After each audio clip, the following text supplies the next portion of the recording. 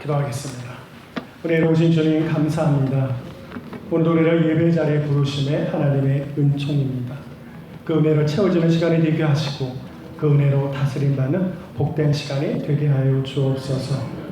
날마다 우리를 그 말씀으로 새롭게 해주심을 믿으며 주님의 이름으로 기도하옵나이다. 아멘.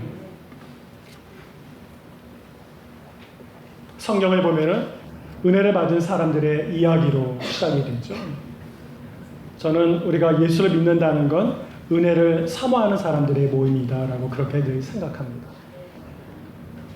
솔로몬이 그에게 나라를 통치하는 일이 맡겨졌습니다. 사실 쉬운 일은 아니죠. 대통령이라는 것, 국가를 통치한다는 것이 아무나 하는 일이 아닐 테니까요. 그래서 그 거룩한 부담감 때문에 솔로몬은 기도할 수밖에 없었습니다. 하나님이 지혜 주시고 능력 주시지 않으면 도무지 이 나라를 다스리는 일을 감당할 수 없다는 걸 알기 때문이죠. 그래서 우리가 아는 것처럼 솔로몬은 1000번제를 하나님께 드렸다라고 성경 기록합니다. 물론 그게 1000번의 예배를 드린 것인지 1000명이나 되는 사람들이 가서 예배를 드린 것인지는 확실치 않습니다. 어쨌든 그가 지금 책임을 부여받은 왕으로서 역할을 감당하기 위하여 하나님 앞에 최선을 다하여 은혜를 사모할 수밖에 없었습니다. 하나님이 은혜 주시지 않으면 감당할 수 없다고 지혜를 구했습니다. 하나님이 그에게 1000번째 제사 후에 그에게 지혜를 주시고 구하지 않은 부귀도 하나님이 그에게 허락하셨다라는 것을 우리는 잘 알고 있습니다. 또 야곱은 어떻습니까? 야곱은 사실 부흥하고 성공한 사람이지만 그 형과의 만남을 앞두고 하나님의 은혜 아니면 도무지 감당할 수 없는 위기와 두려움이 있다는 것을 알고 그는 하나님의 사자와 밤새도록 씨름했다라고 성경 기록합니다. 얼마나 세게 하나님의 사자를 붙들었으면 그냥 하나님의 사자가 환도뼈를 쳐서 부러뜨려도 놓지 않고 그냥 달라붙었다는 것이에요. 뼈 부러져 봤지 한 것이요. 이거 뼈 부러지면 힘을 쓰기가 어려워요.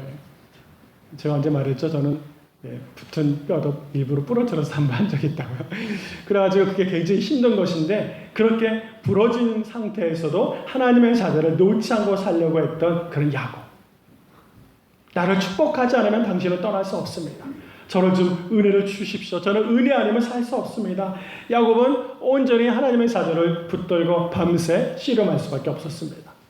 그렇게 은혜를 소중히 여긴 그에게 하나님은 기도에 응답을 하시며 그의 이름 야곱을 이스라엘로 바꾸어 주셨습니다. 여러분 우리가 이 땅을 살면서 은혜 아니면 사실 행할 수 있는 일이 참 없어요. 우리는 지금 우리가 살고 있는 여러 가지 가능성들과 선택의 상황 속에서 은혜가 아니어도 충분히 선택하고 살 수 있다고 늘 생각합니다. 그러나 우리가 직면하는 삶의 모든 일상의 하나하나가 하나님의 은혜 아니면 그 결과도 그 모든 과정도 달라질 수밖에 없다는 것을 우리는 알기 때문에 그렇습니다. 또 성경은 은혜를 받아들이지 않는 사람들도 증거합니다. 가롯 유다를 보십시오. 그는 예수 그리스도를 은30에 파는 그런 잘못을 범했습니다. 그러나 주님 나와서 회개하고 용서받으며 새로운 삶을 살만한 은혜를 얻을 기회가 충분히 있었지만 그는 그 은혜를 받아들이지 않았습니다. 결국 목숨을 끊어버렸죠. 우리는 어떤 사람들은 하나님은 우리를 용서하신다라는 믿음 때문에 늘 죄를 짓고 회개하고 그럼 용서하실 거야. 또 죄를 짓고 회개하면 되지 용서하실 거야. 이 기본적인 값싼 은혜의 패턴을 반복한다는 것이죠. 하나님이 만일 우리가 지은 죄를 그저 반복적으로 용서하기 위하여 십자가에 달리신 분이라고 생각하는 것은 은혜의 본질을 잘 이해하지 못하는 것이죠. 우리가 은혜 받은 자로서의 삶을 산다는 건 이 땅의 모든 주권을 하나님께 맡기고 믿음의 온전한 삶을 산다는 고백이 되는 것입니다. 또 바로는 어떨까요? 바로는 재앙이 일어나자 하나님의 사람 모세를 불러서 기도하게 하고 그래서 그 문제를 해결받았지만 또다시 그는 마음이 강팍해져서 하나님을 대적했습니다. 하나님은 그런 사람을 결국 심판하게 하셨다는 것이죠. 오늘 우리는 은혜를 사모하고 은혜 가운데 살아가야 합니다. 우리가 은혜로 원수되었던 우리가 하나님의 자녀의 삶을 살게 된 걸 기억하시면서 날마다 더 은혜를 간구하고 드리는 저와 우리 모두 성도가 되기를 축복합니다. 그렇다면 이제 우리의 마음속에 이런 다짐이 하나 있으면 참 좋겠어요. 주님, 저는 은혜가 아니면 살 수 없다는 고백이요. 한번 우리 같이 해볼까요? 주님, 은혜 없이는 살 수 없습니다. 저는 이 고백이 정말 간절한 고백이 되기를 원합니다. 우리는 우리가 사는 것 같지만 하나님이 부어주시는 은혜 아니면 살 수 없는 거예요. 은혜가 도대체 나와 무슨 상관이 있는가라고 보면 여러분이 지금 나와서 예배 드리는 것도 사실은 하나님의 은혜의 결과예요. 우리가 은혜를 부으시지 않으면 예배 자리에 나올 수 없고 하나님을 바라볼 수 없으며 그거를 찬양할 수 없습니다. 하나님이 허락하지 아니하시면 우리는 예배 드릴 수 없습니다. 그러면 예배는 어느 곳에, 은혜는 어느 곳에 임하는 것이냐면 낮은 곳에, 겸손한 곳에, 때로는 죄가 있지만 회개하는 곳에 하나님의 은혜가 임하는 것이에요. 또 하나, 절망하여 아파하는 자들에게도 하나님이 그 은혜를 흘려보내 주시는 거예요. 그러므로 오늘 여러분들의 삶에 위기와 아픔과 근심이 있을 때 그것이 바로 은혜가 흘러들어가서 하나님의 다스림을 받을 수 있는 기회가 된다는 걸 기뻐하면서 또 하나님의 은혜를 사모하는 여러분이 되어야 할 것입니다. 저도 생각해보면 제가 여기 나와서 말씀을 전하게 된 것도 제가 받은 바 은혜가 있다는 것이죠. 은혜가 있으니까 그 은혜를 증거하는 것이에요. 그러므로 이 시대를 살아가는 우리 모두가 정말 소중히 여겨야 할 것은 하나님이 주시는 은혜라는 것을 다시 한번 믿고 확인하는 여러분이 되기를 축복합니다. 은혜가 정말 필요합니다. 은혜가 없고 은혜를 받지 못하면 우리는 자주 넘어집니다. 은혜를 받지 못하기 때문에 절망합니다. 은혜가 소멸되기 때문에 영원히 목마릅니다. 은혜가 사라진 가정은 싸움과 상처만 남게 되고 은혜가 없는 교회는 형식만 남습니다. 또 은혜가 없는 세상은 평화가 사라지는 것이거든요. 그러므로 우리 모두는 우리가 지금 구하는 그 어떤 것보다도 가장 중요한 것은 은혜라는 것이에요.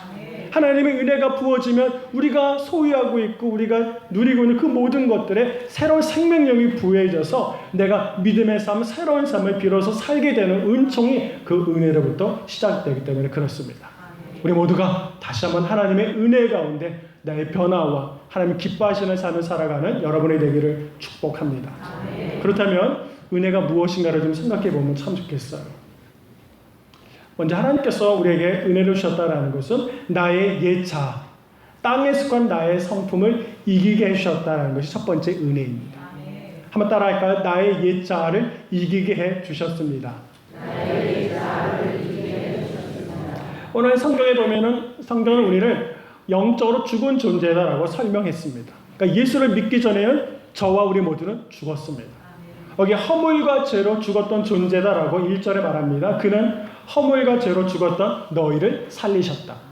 우리가 예수 믿기 전에 우리의 모든 상황은 이미 죽은 자예요. 근데 허물과 죄라는 건 무엇이냐면 허물은 하지 말아야 할 것을 한 것이 허물이에요. 죄는 죄의 원래 어원적 의미는 하말티아, 이 죄라는 것은 화살이 관역을 향하여 나가다가 빗나간 것을 의미하는 것이거든요. 그러니까 죄라는 건 해야 할 것을 하지 않은 것이 죄가 돼요. 그러므로 여러분 예배 드리지 않는 것도 사실은 죄예요. 안식일을 지키지 못하는 게 죄가 되는 것이에요. 왜냐하면 예배를 드려야만 하고 안식일을 지켜야만 하는 것이거든요. 그러니까 하지 말라는 것을 하는 것은 허물이고 해야 할 것을 하지 못하는 것이 죄가 되는 것입니다. 이것이 바로 영적으로 죽은 상태인데 우리가 이렇게 영적으로 죽게 되면 세 가지의 것들을 위해서 지배를 받는다라고 오늘 예배소서는 그렇게 설명하죠. 그 첫 번째가 세상의 지배를 받는다라고 말합니다. 그것은 세상의 풍조다라고 성경은 그렇게 기록해 놓았습니다. 한번 볼까요? 2절에 그때 너희는 그 가운데서 행하여 이 세상 풍조를 따르고. 그러므로 오늘 우리가 하나님 중심의 삶이 아니라 죄와 허물로 죽었다라는 것은 세상의 풍조에 너무 지나치게 따라 살는 상태를 의미하는 것이에요. 여러분 세상은 그 세속적인 영향력은 우리에게 믿음보다는 세상으로 통하여 우리의 삶을 지배하는 일들이 훨씬 많거든요. 또 하나는 마귀의 영인데 마귀는 우리를 계속 공격해 오는데 그 마귀의 공격은 불순종의 영이다라고 성경 기록합니다. 2절 후반절에 보면은 공중권세 잡은 자를 따랐으니 곧 지금 불순종의 아들들 가운데 역사하는 영이라. 그러니까 하나님 말씀을 순종하지 않게 하는 모든 영은 마귀의 역사이고 우리는 죽었던 존재는 그렇게 마귀의 영향력 안에 살게 되어 불순종하게 된다라는 것입니다. 그리고 또 하나는 무엇입니까? 육체의 욕심을 따라 살게 되었다라는 말입니다. 여기서 말하는 육체는 영어로 말하는 body가 아니라 flesh가 되는 거죠. 그러니까 우리의 그냥 몸이 아니라 죄로 인해 타락한 우리의 본성을 갖고 있는 육체를 의미하는 것입니다. 여러분 그럼으로써 우리가 세상에 지배를 받는 우리들에게 오늘 이와 같은 타락하지 않은 존재가 아무도 없다는 거죠. 예수를 믿기 전에 우리는 모두가 다 영적으로 죽은 자요. 그래요. 세상과 악한 영과 타락한 육체의 욕심에 따라 살아가는 그런 존재일 수밖에 없었다. 이런 존재 안에서는 어떠한 가능성도 구원도 없다는 겁니다. 그러나 하나님께서는 우리들에게 새로운 의미를 부어주셨다라고 증거합니다. 우리가 4절 5절을 함께 읽겠습니다. 한번 읽어보겠습니다. 긍휼이 풍성하신 하나님이 우리를 사랑하신 그 큰 사랑을 인하여 허물로 죽은 우리를 그리스도와 함께 살리셨고 너희는 은혜로 구원을 받은 것이라. 아멘. 그러니까 이렇게 허물과 죄로 죽었던 우리를 그리스도와 함께 살리셨다라고 설명합니다. 세상 풍조가 충만하여 따라 살던 우리들은 본질상 진노의 자식이었다. 그래서 우리는 우리의 자아와 우리의 삶이 다 왜곡되어 있다는 것이죠. 우리 안에 우리가 예수를 믿기 전에는 우리가 스스로가 누군지를 모르고 왜곡된 자아를 갖고 살아갑니다. 지나치게 교만한 삶을 사는 것도 이거는 하나님 너무 과신하는 것, 자기를 너무 과신하고 드러내는 자아상도 하나님을 온전히 이해하지 못하는 자아상입니다. 또 하나는 자신을 너무 낮추고 자신을 너무 불신하고 비하하는 것도 이것도 건강하지 못한 자아가 되는 것이에요. 그러니까 하나님을 알기 전에 우리는 내가 무엇인가 할 수 있다는 생각에 빠지기도 하고 나는 아무것도 할 수 없다는 낮은 자존감에 살게 되는 상처받은 자아를 갖고 있다라는 것이에요. 하나님은 우리를 높여주셨어요. 존귀하고 말씀해 주셨습니다. 그런데 우리는 기회만 되면 스스로 보잘것없는 존재라고 자꾸 우리를 낮춘다라는 것이죠. 이것은 비하하는 것인데 이것은 건강한 삶이 될 수 없습니다. 이건 병든 인생을 살아갈 수밖에 없는 것이에요. 오늘 우리가 은혜가 왜 필요하냐 하면 우리가 하나님이 주시는 말씀 가운데 건강한 영적인 삶을 살아가야 되는데 이것은 조금 더 우리 중심의 이야기를 풀어가면 건강한 자아상을 갖고 있지 못하다는 것이에요. 조금 더 하나님 중심의 내 삶의 가치와 기준을 가져야 되는데 그렇지 못하고 살아간다는 것. 은혜를 받는다는 건 그냥 소리쳐 기도만 하고 그냥 찬양만 한다는 의미가 아니라 나의 본질이 변화된다는 것을 의미합니다. 여러분이 이 안에 정말 내가 하나님의 은혜를 사모하여 주님의 다스리는 말씀 가운데 거룩한 변화가 내 안에 있는가를 점검해보는 시간이 오늘 주시는 말씀의 은혜의 시간이 되는 거예요. 그런 면에서 내가 하나님 앞에 온전히 맡기지 못하는 것, 맡겨야 할 것을 내가 하고 내가 할 것을 오히려 맡기고 이렇게 하나님의 신앙생활에 무질서와 변화가 없는 우리들에게 다시 한번 하나님이 이 병든 자아를 이기게 하셔서 하나님의 은총으로 살게 하시는 축복이 그 가운데 있다는 걸 믿음으로 고백하여 우리의 병든 자아를 다른 것으로 치유할 수 있는 것이 아니라 하나님이 주시는 은혜 안에서 내가 치유될 수 있다는 걸 믿으시면서 하나님과 깊은 교제를 더욱더 힘쓰는 여러분을 되기를 축복합니다. 나의 옛자아를 하나님이 살려주셨다는 것 첫 번째 은혜의 큰 선물이에요. 그래서 내가 이제는 낮은 자존감이 아니라 하나님의 백성으로서 삶을 살 수 있는 기회를 얻게 되었다는 것입니다. 이런 주님을 기뻐하는 우리가 되어야 할 것입니다. 두 번째 그분이 우리에게 주시는 은혜는 이제는 그 은혜를 받고 축복의 통로가 되어 살아가는 것을 우리에게 요청하신다는 겁니다. 6절 7절과 말씀을 한번 보겠습니다. 함께 읽죠. 또 함께 일으키사 그리스도 예수 안에서 함께 하늘에 앉히시니 이는 그리스도 예수 안에서 우리에게 자비하심으로써 그 은혜의 지극히 풍성함을 오는 여러 세대에 나타내려 하심이라. 아멘. 그러니까 결국 그 은혜를 받은 내가 그 은혜를 오는 여러 세대와 사람들에게 흘려보내고 나타내라 하는 것이에요. 우리가 누군가가 교회를 나오고 예수를 믿게 되는 원인은 그가 전하는 예수 때문만은 아니라 그렇게 전하는 그의 삶에 변화된 자아상을 보기 때문에 당신이 어떻게 그렇게 변화되었습니까? 라는 것을 그가 질문하는 것이에요. 당신이 예수를 전할 만큼 그런 건강한 자아를 가진 사람이 아니었는데 어떻게 그렇게 달라진 자아를 갖고 지금 살아갑니까? 라는 것을 궁금해하는 거죠. 그런 궁금한 점이 그가 예수에 향하여 예수를 믿고 싶게 하고 예수를 만나고 싶게 하는 요인이 되는 것입니다. 우리가 아무리 겉으로는 예수를 믿는다고 하지만 우리 안에 여전히 병든 자아성을 갖고는 복음이 흘러갈 수 없고 증거될 수 없다는 거예요. 우리가 은혜를 받는다는 건 우리의 삶의 가치와 삶의 모양들을 완전히 믿음 안으로 바꿔가는 것을 의미하는 것이에요. 주님은 우리 안에서 내가 이제 새 것이 되었도다 라고 이렇게 말씀하십니다. 우리가 예수를 영접하면 새 것이 되었다는 것은 내가 완전히 새로운 자아로 변화되었다는 것을 의미하는 것이에요. 그러면 어떤 모습이 될까요? 여러분이 예수를 믿었습니다. 은혜를 받았습니다. 그럼 새로운 존재가 되는데 이 새로운 존재가 도대체 뭡니까? 어떻게 달라진 거예요? 그걸 오늘 찾아보자는 얘기예요. 달라졌다고 매일 고백하는데 도대체 내가 어떤 면에서 새로워졌냐는 것에 대해서는 집중하지 않고 잘 찾아보지 못하는 거예요. 제가 보기에 그 달라진 점의 첫 번째는 좀 더 행복한 사람이 되었습니다. 행복한 자아를 갖게 되는 거예요. 우리가 이제 내가 예수를 믿게 되면 내 자아가 원래 바뀐다고 말씀드렸죠. 여러분 예수를 믿으면 금방 내 주변의 환경들이 막 달라지는 것이 아니에요. 예수를 믿게 됐다고 해서 여러분이 갑자기 오늘 장사가 잘 되나요? 오늘 가끔 그런 날도 있어요. 오늘 예수를 믿었다고 갑자기 좋은 일만 막 생기나요? 아니잖아요. 예수를 믿어도 어려운 일은 여전히 우리 가운데 생겨요. 근데 문제는 이제 예수를 믿게 되면 그래서 하나님은 가장 먼저 나를 바꿔주시는 거예요. 성경은 내가 새로운 존재가 되었다고 선포하는 것이에요. 그래서 내 안에 전에 그 문제를 가지고 불안해하고 불편하던 내가 그 문제를 이제는 행복하게 받아들이는 요인이 됐다는 것이에요. 그러니까 삶의 여건은 달라지지 않았지만 그 문제를 바라보는 내가 바뀌는 거죠. 그래서 찬송가도 슬픔이 변하여 이 세상이 천국으로 화했다라고 이렇게 설명하고 노래하는 것입니다. 이것이 변화예요. 내 안에 있는 내가 달라지는 것. 전에는 그저 불평이고 어려움 오는 것으로만 보였던 것이 이제는 행복과 감사로 보이기 시작하는 것. 이것이 우리 안에 있는 하나님의 내게 은혜 안에서 부어주시는 행복한 자아상의 변화가 되는 것입니다. 그런 날마다 새로운 변화들이 여러분 가운데서 충만하기를 축복합니다. 그리고 우리의 자아가 건강해져요. 전에는 나 중심으로 모든 것을 감당하려고 했습니다. 내가 중심이었지만 나를 닮으라고 말했지만 이제는 나에게서 관심이 너에게로 가는 것이에요. 그래서 이제는 나의 아픔과 나의 시장을 통해서로 너의 행복과 너를 위해서 살고자 하는 이런 건강한 자아로 내가 바뀌게 되는 것이죠. 나를 위한 사람에서 너를 위한 사람으로서의 변화. 이것이 사실은 예수 안에서 은혜를 받아서 새로운 존재가 된 사람으로서의 변화가 되는 것이에요. 마틴 부부는 그래서 나와 너라는 관계에서 너 중심의 삶을 우리가 믿음의 삶이라고 교육적으로도 설명하고 있는 것입니다. 이런 건강한 자아상을 갖는 것이 은혜를 받은 성령 충만한 사람들의 삶이 돼요. 그러니까 이번 여름에도 좀 이제 여름이 오기를 기대하고 계시죠?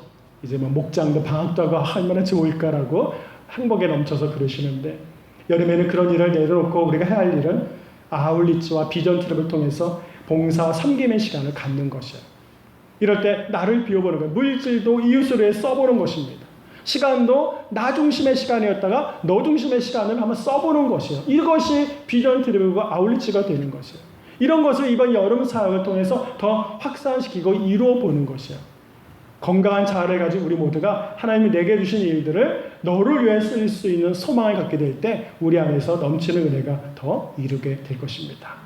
다시 한번 그런 건강한 자아상이 우리 안에 심어주는 그런 은혜를 사모해야 할 것입니다. 그리고 또 하나 보면은 부요한 자아상으로 바뀌게 돼요. 세상은 모든 것을 양으로 측정해요. 양이 부족하면 위축당하고 양이 많으면 교만해집니다. 세상의 기준은 양이에요. 그런데 우리가 믿음의 삶은 그렇지 않습니다. 고린도후서 6장에 바울은 뭐라고 말했냐면 나는 무명한 자 같으나 유명한 자요. 나는 가난한 자 같지만 부유한 자다. 이게 바울의 고백입니다.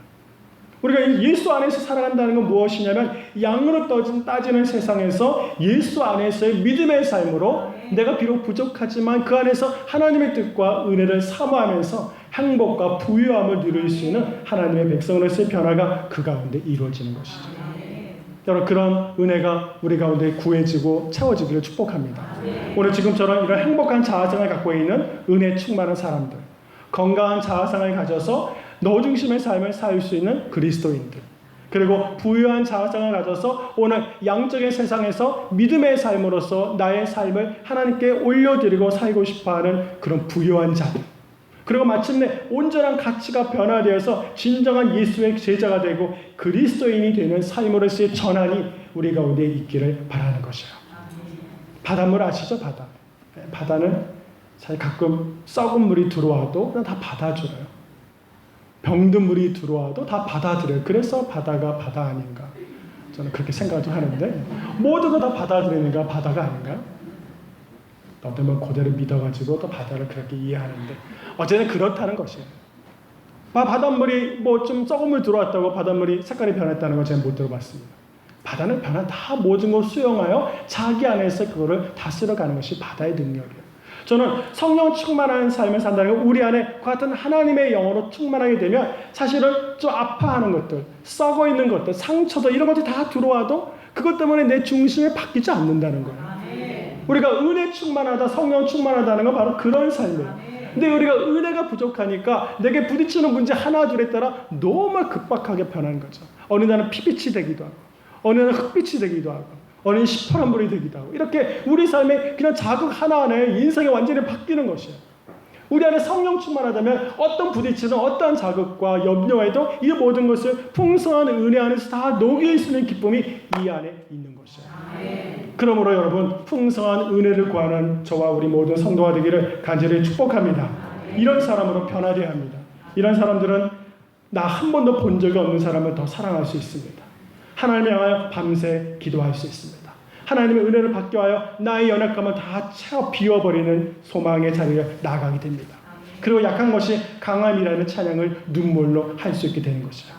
이런 믿음의 삶을 살아가는 성도의 삶이 오늘 우리의 삶이어야 되고 우리 교회 안에 그런 건강한 자아상을 가진 하나님의 백성들이 더 많아져야 한다는 것입니다. 그런 건강한 믿음의 삶이 있기를 간절히 축복합니다. 하나님 우리에게 부어주시는 은총이 바로 그런 것입니다. 결국 이런 것이죠. 하나님께서 은혜 받은 것으로만 멈추지 말고 이제 그 은혜가 세상에 흘러가는 축복의 통로가 되려면 여기에도 집중해 보세요. 그러려면요. 사람과 사이에서도 관계가 실패했던 것이 회복이 되어야 합니다. 우리가 왜 은혜를 많이 받고도 왜 이 공동체가 변화되지 않습니까? 라는 질문은 한 가지예요. 왜 우리가 성령 충만한 은혜를 받고도 왜 삶의 모습들이 달라지지 않습니까? 그것은 하나님과는 은혜를 받은지 모르지만 그것을 그럼으로 인하여 받은 바 은혜를 흘려보내서 막힌 관계를 덜어내려고 하는 노력을 애쓰지 않았다는 것입니다.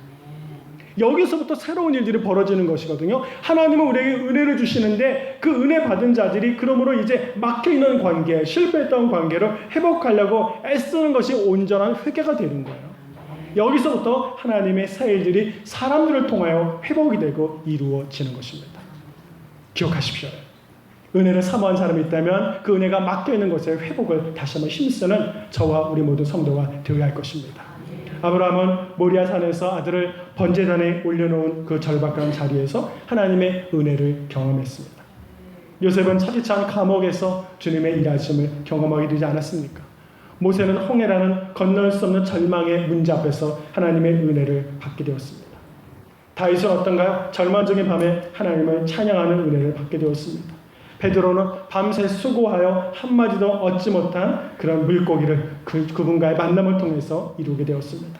사도 바울은 누림은 다메섹 도상에서 하나님의 은혜를 경험하게 되었습니다. 바로 그런 것이에요.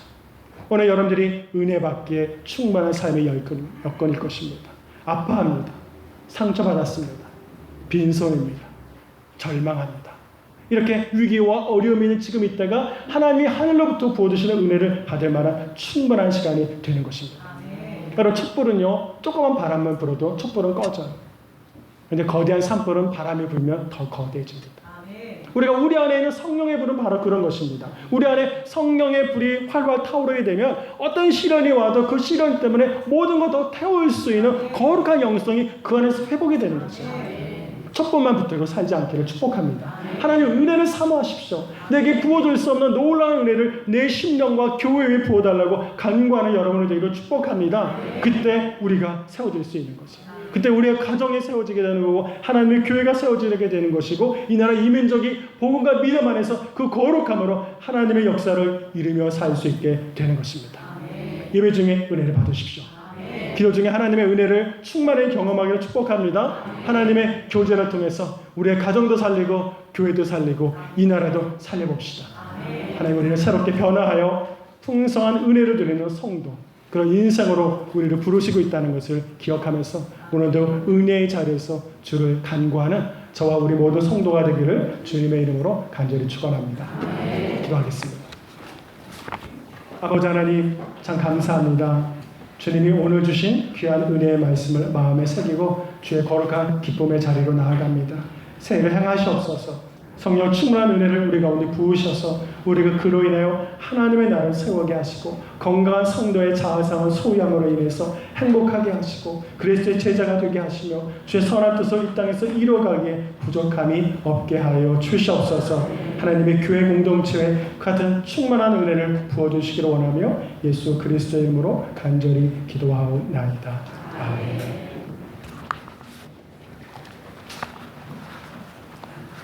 자리에서 일어나셔서 함께 주의 찬양 찬양하시겠습니다.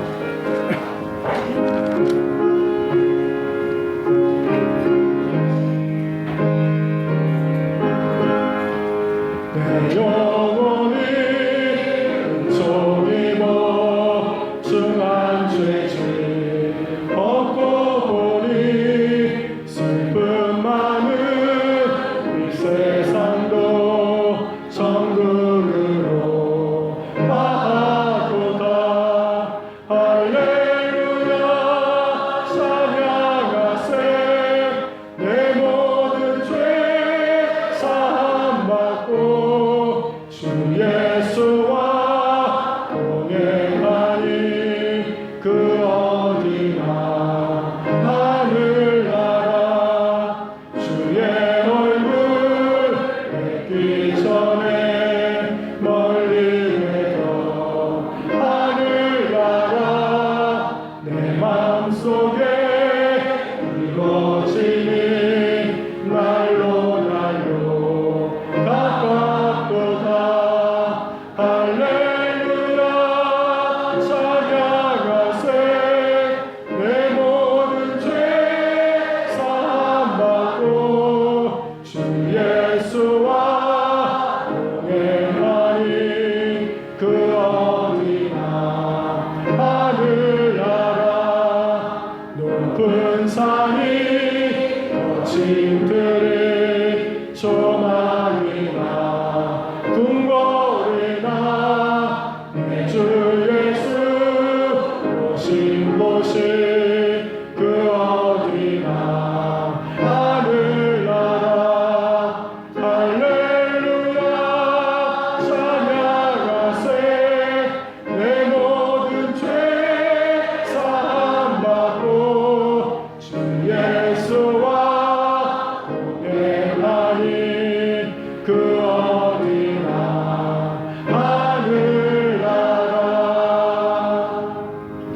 이제는 우리 주 예수 그리스도의 은혜와 아버지 하나님의 크신 사랑과 성령의 감화, 감동, 역사, 인도하시는 은혜가 오늘 주의 말씀을 듣고 은혜 충만하여 건강한 자아상을 가지고 세상을 섬기며 믿음 안에서 살기를 원하는 우리 모두 위에 이제로부터 영원히 함께 하시길 간절히 축원하옵나이다. 아멘.